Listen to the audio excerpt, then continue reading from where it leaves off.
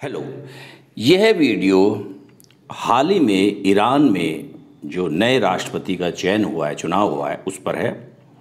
और द हिंदू में जो इससे संबंधी जो आर्टिकल्स आए हैं उसी पर जो है, इस पे जो इन्फॉर्मेशन आई है उसी से लिया गया है। द हिंदू में 7 जुलाई को, जून के लास्ट वीक और जुलाई के फर्स्ट वीक में ईरान में इलेक्शन हुए, जिसमें मसूद पेजेश्कियन को जो है नए राष्ट्रपति के रूप में जनता ने चुना है। और अगस्त के फर्स्ट वीक में उनको ईरान के नए राष्ट्रपति के रूप में शपथ दिलाई जाएगी। जैसा हम जानते हैं कि मई 2024 में ईरान के राष्ट्रपति एक हेलीकॉप्टर दुर्घटना में, हेलीकॉप्टर क्रैश में मारे गए थे। उनका नाम था इब्राहिम रईसी। इस इलेक्शन में जो उनके मसूद पेजेश्कियन के जो मुख्य प्रतिद्वंदी थे वो सईद जलीली थे, जो कंजर्वेटिव माने जाते हैं, रूढ़िवादी। उनको 44.3% वोट मिले। और मसूद पेजेश्कियन को जो सुधारवादी माने जाते हैं 53.6% वोट मिले। यानी कि ईरान के नए राष्ट्रपति जो हैं अब मसूद पेजेश्कियन होंगे। पेशे से इनका जो प्रोफेशन है ये कार्डियोलॉजिस्ट है, जो है हृदय रोग विशेषज्ञ हैं, सर्जन है बेसिकली ये। अच्छा, आगे देखते हैं। ईरान के जो नए राष्ट्रपति हैं उनके समक्ष कुछ चुनौतियां हैं जो इस द हिंदू में निकली है। उसी को हमने पॉइंटों में लिखा है कि इनके समक्ष या ईरान के समक्ष कौन कौन सी चुनौतियां हैं। पहली चुनौती है to get Iran out of its isolation. जैसे हम लोग जानते हैं, ईरान पर पश्चिमी देशों और अमेरिका वगैरह ने प्रतिबंध लगा रखे हैं और इससे वो आइसोलेशन में है। ईरान को इस आइसोलेशन से, इस पृथकता से दूर निकालना उनके लिए एक चुनौती होगी।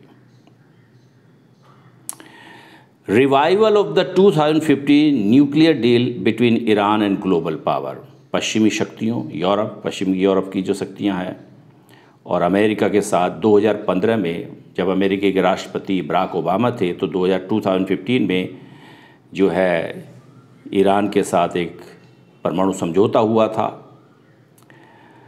लेकिन 2018 में जब डोनाल्ड ट्रंप अमेरिका के राष्ट्रपति बने तो उन्होंने इसको रिजेक्ट कर दिया और इससे अमेरिका को इस समझौते से वापस विड्रॉ कर लिया। तो ईरान के समक्ष ये न्यूक्लियर डील बेसिकली ईरान के परमाणु जो समझौता था वो पीसफुल पर्पस के लिए थी, शांतिपूर्ण उपयोग के लिए थी। लेकिन बराक ओबामा के बाद जब डोनाल्ड ट्रंप बने तो उन्होंने इस समझौते से अमेरिका को अलग कर दिया। तो जो नए राष्ट्रपति हैं मसूद पेजेश्कियन, उनके समक्ष इसको रिवाइव करने का एक चुनौती है। ईरान चाहता है कि इसको रिवाइव किया जाए। अच्छा, regional tension due to the Gaza war, Iran's proxy war with Israel. जैसे हम जानते हैं 7 अक्टूबर 2023 को हमास ने इजराइल पर अटैक किए और तभी से इजराइल और हमास के बीच युद्ध है। और हमास की जो बैकिंग है, जो सपोर्ट है, वो ईरान से मिली हुई है। यानी कि ईरान जो है न केवल हमास को बल्कि हिजबुल्लाह और हौती जैसे जो ग्रुप हैं उनका समर्थन कर रहा है। और इस प्रकार से ये जो प्रॉक्सी वार है, जो प्रोक्ष युद्ध चल रहा है इजराइल के साथ जो है, जिसकी समर्थन कौन कर रहा है? ईरान। हमास का भी, हिजबुल्लाह के, लेबनान के हिजबुल्लाह और यमन के हौती जैसे इन तीनों ही ग्रुप या संगठन का समर्थन ईरान करता है। और ये इजराइल से इनके एक प्रकार से संघर्ष चल रहा है। तो रीजनल टेंशन, एक पश्चिमी एशिया में एक क्षेत्रीय जो तनाव बना है गाजा वार की वजह से। हमारा गाजा वार अभी भी चल रहा है। Domestic discontent over the state of Iran sanction hit economy. जैसे हम जानते हैं कि पश्चिमी जो जगत है, पश्चिमी यूरोप, अमेरिका वगैरह ने ईरान पर आर्थिक प्रतिबंध लगा रखे हैं और इससे ईरान में जो है क्या कहते हैं, घरेलू स्तर पर जो है असंतोष है, क्योंकि इससे वहाँ की अर्थव्यवस्था प्रभावित हो रही है। और ईरान में इस वक्त जो मुद्रास्फीति है 40% के करीब बताई जा रही है। Conservative dominance over state institutions. जैसे हम जानते हैं कि ईरान के जो राष्ट्रपति हैं, जो चुने गए हैं, या जो भी राष्ट्रपति होता है उसको रियल पावर नहीं है, वो वास्तविक सत्ता नहीं होती। वास्तविक सत्ता जो है वहाँ के जो सुप्रीम लीडर हैं अयातोल्ला अली खामेनी को है। अल्टीमेट पावर इन्हीं के पास है। और इस प्रकार से जो वहाँ की जो संस्थाएं हैं, पार्लियामेंट या दूसरी और संस्थाएं हैं सॉरी, उस पर रूढ़िवादी तत्वों का, रूढ़िवादी लोगों का प्रभाव है, प्रधानता है। तो ऐसे में कोई सुधार जो नए राष्ट्रपति मसूद पेजेश्कियान अगर लाते हैं, करते हैं, तो उनके लिए राह आसान नहीं होगी। अच्छा, आगे देखते हैं। जैसे मैंने कहा, अच्छा, सुप्रीम पावर यानी कि ओवरऑल जो है अयातुल्ला अली खामेनी ही सबसे सर्वोच्च नेता है, यानी कि सबसे शक्तिशाली है।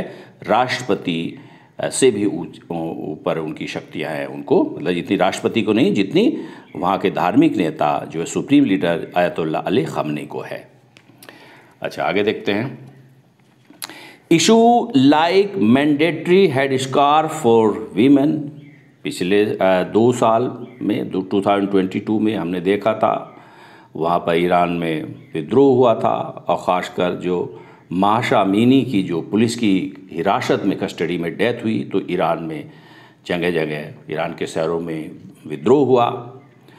और ये महिलाओं के लिए अनिवार्य जो हेड स्कार्फ है, जिसको आप सिर पर दुपट्टा कह सकते हैं, उससे संबंधित था। और ये इशू का, ऐसे प्रकार के इशू का भी उनको सामना करना पड़ेगा, क्योंकि ये सुधारवादी लोगों ने इस चुनाव में मसूद पेजेश्कियान को जो सपोर्ट किया है, वो निश्चित रूप से चाहेंगे कि महिलाओं को कुछ आज़ादी मिले।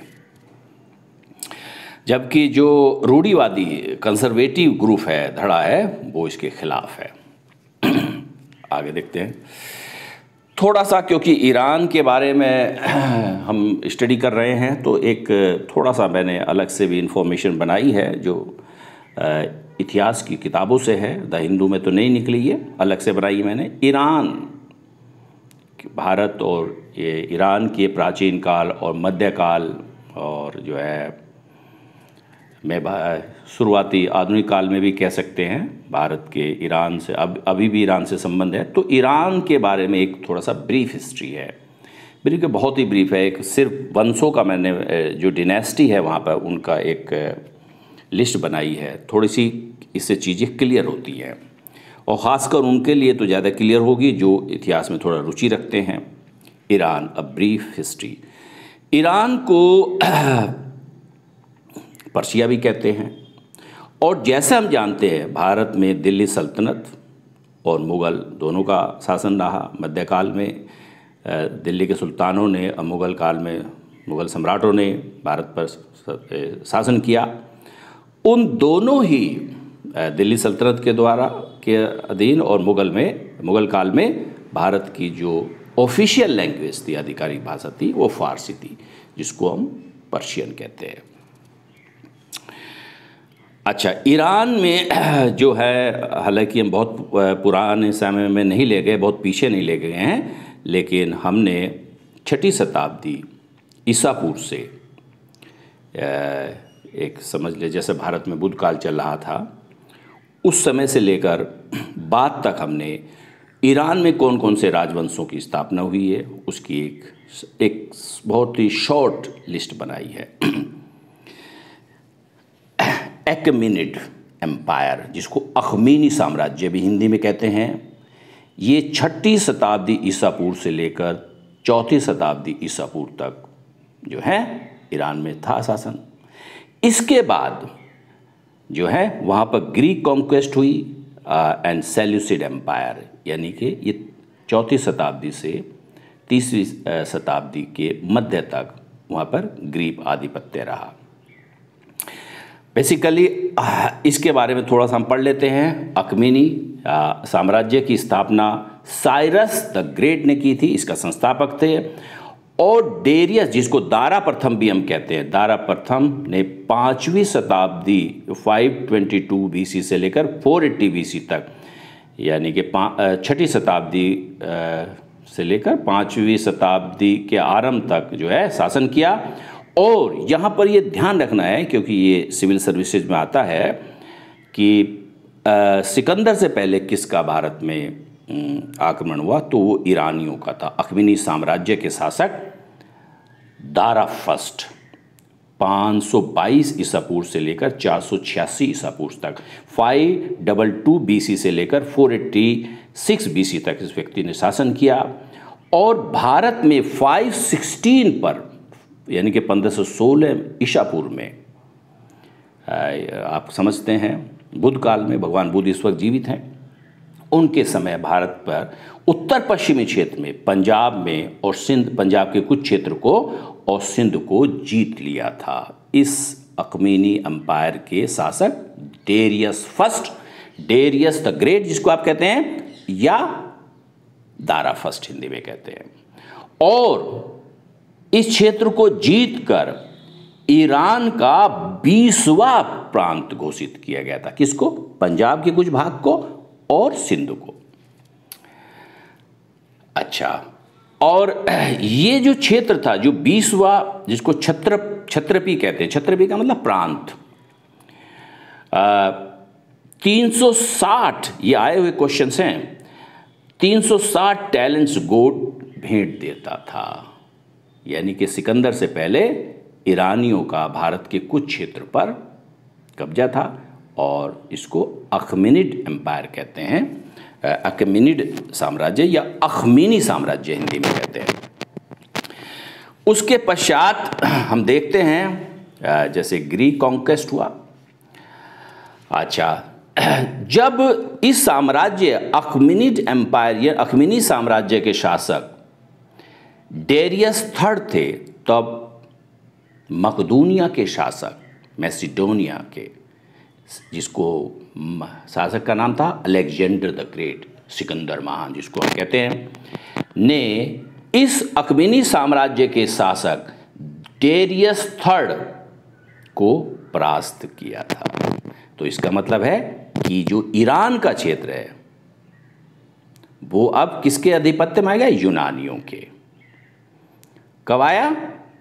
4ठी शताब्दी ईसा पूर्व में। जो है, जब सिकंदर ने भारत पर आक्रमण किया तो 4ठी शताब्दी ईसा पूर्व चल रही थी, और जो है मगध में नंद का शासन था, चंद्रगुप्त मौर्य अभी शासक नहीं बने थे। अच्छा, तो इसका मतलब है ग्रीक कॉन्क्वेस्ट हुआ है। और सेल्यूसिड एम्पायर 312 ईसा पूर्व से 312 BC से 240 BC 248 242 BC तक शासन किया। सेल्यूसिड एम्पायर, जिनको इतिहास की जानकारी है, सेल्यूकस निकेटर ने स्थापित किया था, जो सिकंदर का एक सेनापति था। सिकंदर की बेबीलोन में डेथ के पश्चात उसके जो जनरल्स थे, सेनापति थे, उसमें सिकंदर के साम्राज्य को बंटवारे को लेकर झगड़ा हुआ, और उसमें सेनापति जो था सेल्यूकस ने साम्राज्य के काफ़ी बड़े हिस्से पर कब्जा कर लिया और सेल्यूसिड एम्पायर की स्थापना की। और इस प्रकार से ये वही सेल्यूकस है जिसका चंद्रगुप्त मौर्य के साथ युद्ध भी हुआ था, और चंद्रगुप्त मौर्य ने सेल्यूकस को हराया था। तो सेल्यूसिड एम्पायर वो था। अच्छा, एक इतिहास में अक्सर आते हैं कुछ शब्द, ये जो अखमेनी साम्राज्य था, जैसे बेबीलोन, एकबतना, सूसा, पर्सिपोलिस, ये महत्वपूर्ण शहर थे अखमेनी साम्राज्य के। बेबीलोन, एकबतना, सूसा और पर्सिपोलिस ये राजधानियाँ भी रही हैं। ठीक है, आगे बढ़ते हैं। सेल्यूसिड एम्पायर यानी कि सेल्यूकस के वंशों का, सेल्यूकस और उसके जो वंश के लोग थे, उन्होंने साम्राज्य के बाद पार्थियन, जिसको हिंदी में पहला साम्राज्य रह कहते हैं, 248 बीसी का मतलब ईसा की तीसरी शताब्दी, ईसा पूर्व तीसरी शताब्दी से इस 224 ईसा की तीसरी शताब्दी तक यहाँ पर पहला वंश का शासन रहा। किसमें? ईरान में, क्योंकि ईरान की ब्रीफ हिस्ट्री पढ़ रहे हैं, जिसको पार्थियन एम्पायर कहते हैं इंग्लिश में और हिंदी में पहलव। और इस पहलव वंश का, जिन्होंने भी थोड़ी सी जानकारी है इतिहास की, महान शासक गोंडाफर्निस थे, जो ईसा की पहली शताब्दी के आरंभ में भारत में शासन कर रहे थे। भारत के कुछ क्षेत्रों पर बेसिकली के पोस्ट मौर्यन पीरियड में, मौर्योत्तर जिसको आप हिंदी में कहते हैं, बहुत सी विदेशी जातियां भारत पर आक्रमण करी, जिसे इंडो ग्रीक, शक, पहलव और कुषाण।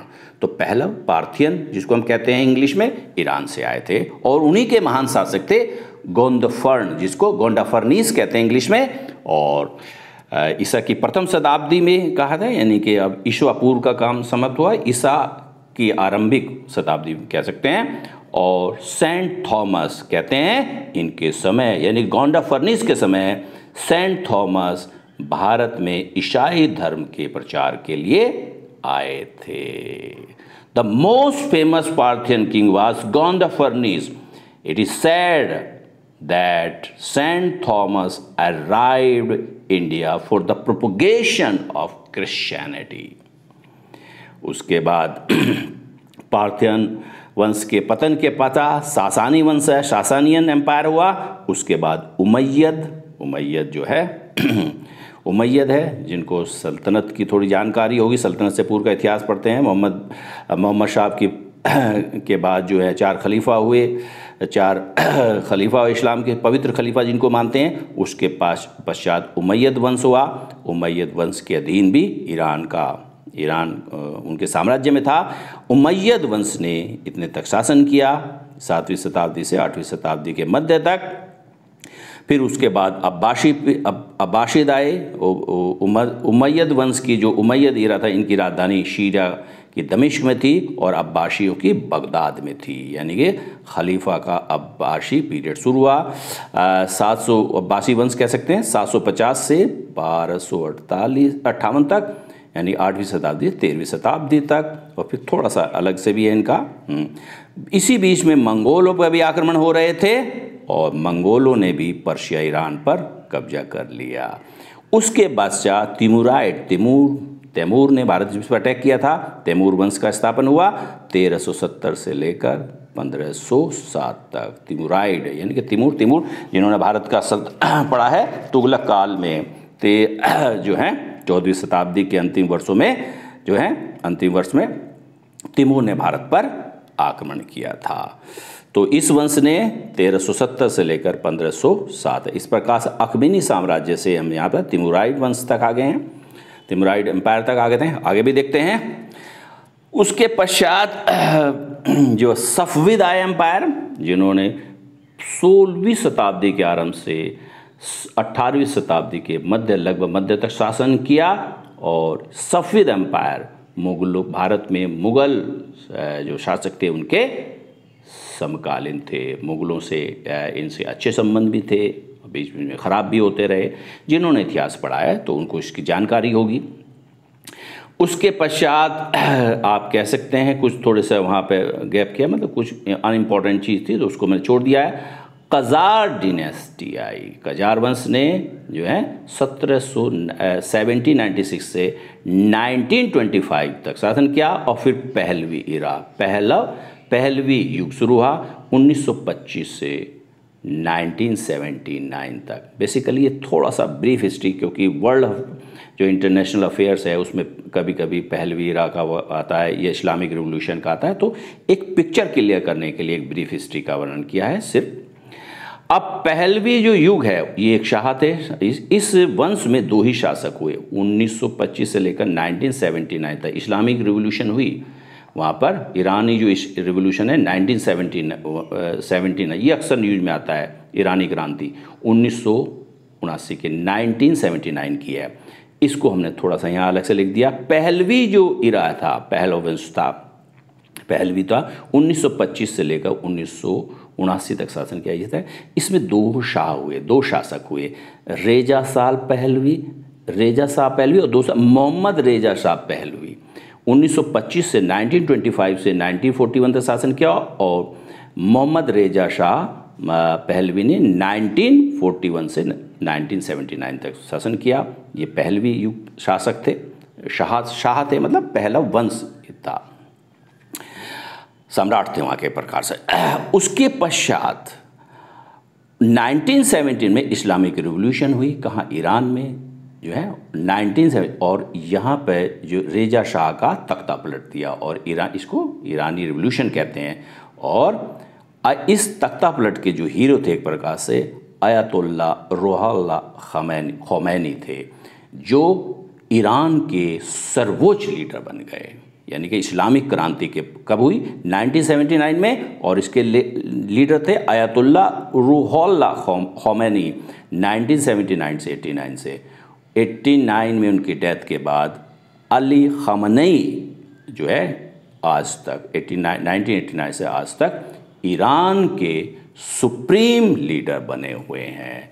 और जैसे हमने कहा था कि मसूद पेजेश्कियन ईरान के नए राष्ट्रपति हैं, लेकिन वास्तविक शक्ति जो है वहाँ के राष्ट्रपति उन्हें नहीं है, सुप्रीम लीडर अली ख़amenei को है, जो इस्लामिक रिवॉल्यूशन के बाद दूसरे जो एक प्रकार से लीडर है। पहले ये थे और दूसरे जो है 1989 से आज तक सर्वोच्च नेता, धार्मिक नेता है, और एक प्रकार पॉलिटिकल भी है। हर प्रकार की सारी शक्तियों इन्हीं के हाथ में है। ओके।